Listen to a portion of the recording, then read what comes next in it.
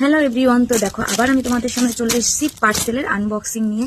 তো আমি আবার দুটো পার্সেল অর্ডার করেছি, তো দুটোই একসাথে চলে এসেছি। এই দেখো, দুটো আমি বেডশিট অর্ডার করেছি। খুব কম প্রাইসের মধ্যে আমি দুটো বেডশিট পেয়েছি, ওই কারণে অর্ডার করেছি। আর বেডশিট দুটো আমি আনবক্সিং করে দেখি কেমন এসছে। তো প্রথমে এটা আনবক্সিং করে দেখি।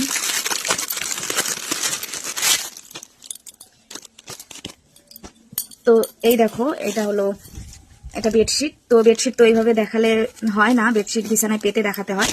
তো এই বেডশিট সাথে দুটো পিলো কভার দিয়েছে। এই দেখো, পিলো কভার দুটো আমি তোমাদের দেখিয়ে দিচ্ছি। বেশ বড়ই দুটো পিলো কভার। এই দেখো, এই যে দুটো পিলো কভার। আর আরেকটা বেডশিট তোমাদের দেখাচ্ছি। এটা অরেঞ্জ কালারের আর এটা ইয়েলো কালারের। এই দেখো, এটাও তোমাদের বিছানায় পাতিয়ে দেখাবো আমি কেমন এসছে। এটার সাথেও দুটো পিলো কভার দিয়েছে। এই যে দেখো, এই পিলো কভারও খুব বড় বড়। দেখো, এই দেখো, অনেকটাই বড় পিলো কভার। এই দেখো।